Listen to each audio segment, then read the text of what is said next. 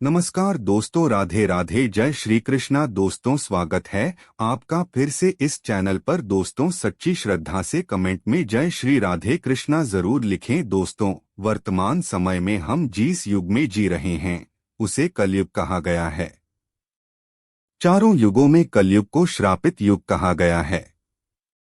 धर्मशास्त्र में भी इस बात का वर्णन है कि जब कलयुग अपने चरम पर पहुंचेगा तब इस धरती से धर्म का नाश हो जाएगा और उस समय भगवान विष्णु कल्कि के रूप में इस धरती पर अवतरित होकर कलयुग का अंत करेंगे और पुनः धर्मयुग की स्थापना करेंगे। पर क्या दोस्तों, आप सभी को पता है कि भगवान श्री कृष्ण ने महाभारत काल में बता दिया था कि आने वाला समय यानी कि कल युग कैसा होगा। इतना ही नहीं, भगवान श्री कृष्ण ने कलयुग के 5 कड़वे सत्य भी बताए थे।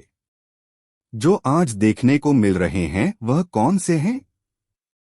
5 कड़वे सत्य। दोस्तों, यदि आप भी जानना चाहते हैं तो इस वीडियो के एंड तक बने रहेगा। और अगर अब तक इस चैनल को सब्सक्राइब नहीं किया है तो चैनल को सब्सक्राइब करके बेल आइकॉन को प्रेस कर लीजिए।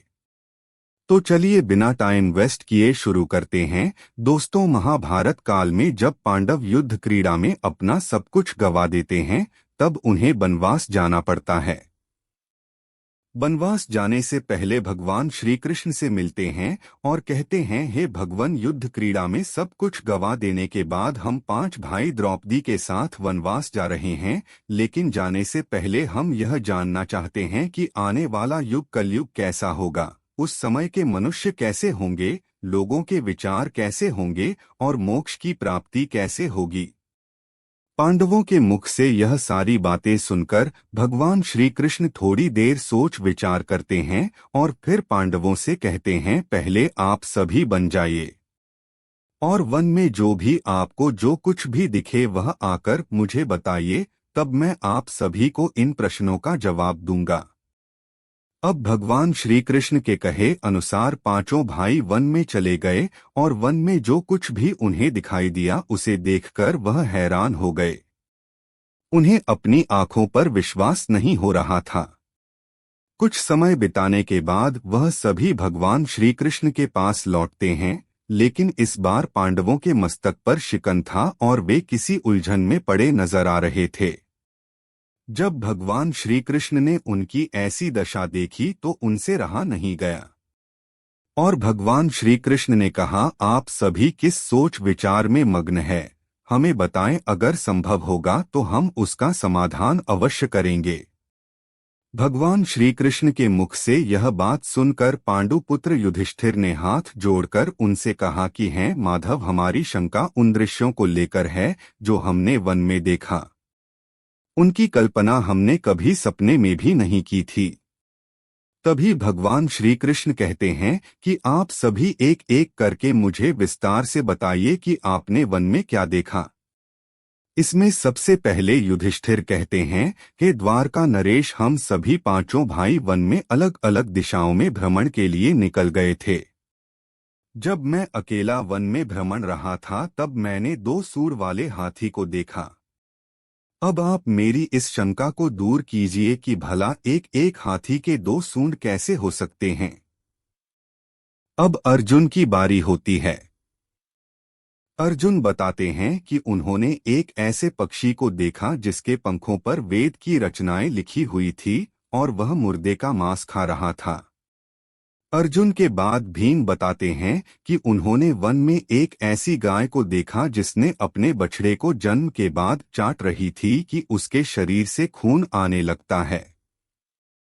इसे देखकर मैं हैरान रह गया कि कोई माता अपने बच्चों के साथ ऐसा कैसे कर सकती है। अब भगवान श्री कृष्ण सहदेव से पूछते हैं कि सहदेव, तुमने वन में क्या देखा। तो शाहदेव ने कहा कि मैंने एक जगह बहुत से कुएं को देखा जहां हैरानी की बात यह है कि आसपास के सभी कुएं में पानी था और बीच का कुआं खाली था। बीच का कुआं गहरा भी है लेकिन फिर भी उसमें पानी नहीं है।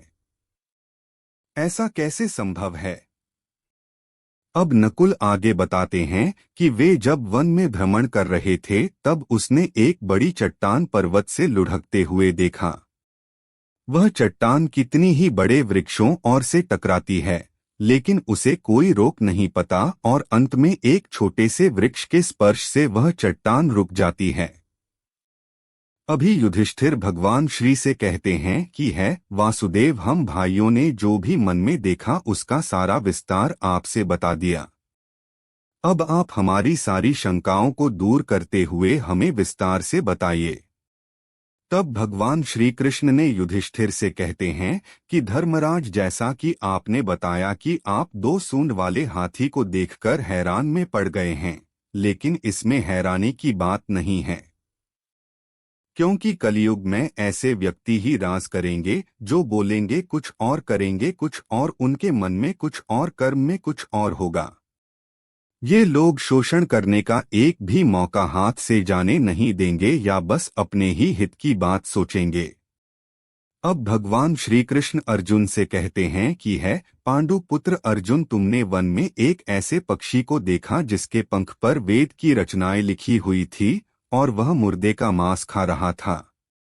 लेकिन इसका मतलब यही है कि कलयुग में ऐसे ही लोग होंगे जो कहने को तो विद्वान ज्ञानी पुरुष कहलाएंगे, किंतु इनका आचरण राक्षसी होगा। उनके मन में यही होगा कि जल्दी किसी की मृत्यु हो और उसकी संपत्ति के मालिक खुद बन जाएं। कलयुग में मनुष्य के लिए सबसे ऊपर धन और संपत्ति होगा और कुछ गिने चुने शख्स ही वास्तविक संत होंगे।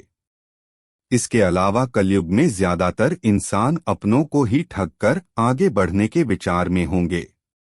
अर्जुन के बाद भगवान श्री कृष्ण भी हमसे कहते हैं कि हे भीम, जैसा कि आपने देखा कि एक गाय अपने बछड़े को इतना चाटती है कि उसके शरीर से खून आने लगता है, ठीक इसी तरह कलयुग का मनुष्य अपने बच्चों पर इतना प्यार लौटाएगा कि उसका विकास रुक जाएगा।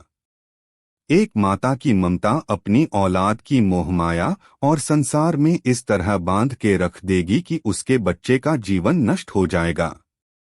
अगर किसी का बेटा घर द्वार छोड़कर साधु बन जाएगा तो उसके दर्शन को हजारों व्यक्ति जाएंगे, किंतु अपना बेटा साधु बनेगा तो वह रोएंगे करेंगे कि मेरा बेटा गलत रास्ते पर चला गया। दोस्तों, यहाँ भगवान श्री कृष्ण जीवन की वास्तविकता को बताते हैं कि इंसान को यह समझना होगा कि तुम्हारे पुत्र तुम्हारे नहीं, अपनी पत्नियों की अमानत है और पुत्रियां अपने पतियों, और तुम्हारा यह शरीर मृत्यु की और आत्मा परमात्मा की अमानत है। भीम की जिज्ञासा को शांत करने के बाद भगवान श्री कृष्ण सहदेव को कहते हैं कि सहदेव, जैसा कि तुमने वन में देखा कि एक साथ कई कुएं हैं थे, लेकिन सिर्फ बीच का कुआं खाली था।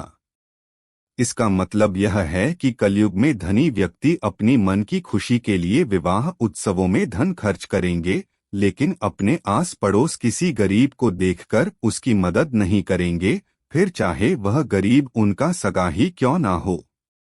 अपनी मौज मस्ती के लिए, खुद को खुश रखने के लिए वह शराब में पैसे उड़ाएंगे, लेकिन किसी के आंसू को पूछना अपना कर्तव्य नहीं समझेंगे। कलयुग में अन्न तो होगा और धनी लोग उसका उपभोग करेंगे, लेकिन गरीब व्यक्ति एक एक दाने के लिए तरसेंगे और ऐसे ही मर जाएंगे। भगवान श्री कृष्ण की यह सारी बातें सुनकर सहदेव थोड़े दुखी हो जाते हैं, लेकिन इस कटु सच के सामने वह क्या ही कर सकते थे। अब भगवान श्री कृष्ण नकुल से कहते हैं कि नकुल, जैसा कि तुमने वन में देखा कि एक बड़ी चट्टान पर्वत से लुढ़कती हुई बड़े बड़े वृक्षों और विशालकाय चट्टानों से टकराती हुई आती है, वह रुक नहीं पाती है, लेकिन एक छोटा सा वृक्ष अपने स्पर्श से ही उसे रोक देता है। इसका मतलब है कि मनुष्य की बुद्धि क्षीण होती जाएगी और उसके जीवन का पतन होगा, लेकिन उसके पतन को एक धन रूपी वृक्ष रोक नहीं पाएगा। पर हरि नाम रूपी एक छोटा सा पौधा व्यक्ति का पतन रोकने के लिए सक्षम होगा। आठ कलयुग में हरिनाम ही एक मोक्ष का मार्ग होगा। अगर व्यक्ति धन का लालच छोड़कर भगवान की भक्ति में रम जाएगा, हरि नाम का जप करेगा तो निश्चय ही उसे कोई दुख तकलीफ नहीं होगा और मरने के बाद भी उसे भगवान के चरणों में जगह मिलेगी। दोस्तों, अगर आप गौर करेंगे तो पाएंगे कि भगवान श्री कृष्ण द्वारा बताई गई है 5 कड़वे सत्य इस कलयुग में नजर होते आ रहे हैं। ऐसे में अगर आप भी अपने जीवन की सारी तकलीफ को दूर करना चाहते हैं तो आज से ही हरि नाम का जप करना शुरू कर दें। तो दोस्तों, इस वीडियो में फिलहाल इतना ही। उम्मीद है आपको आज की वीडियो पसंद आई होगी। अगर हाँ तो वीडियो को लाइक करें और इस तरह की और भी जानकारी के वीडियो देखने के लिए चैनल को सब्सक्राइब कर लें। धन्यवाद।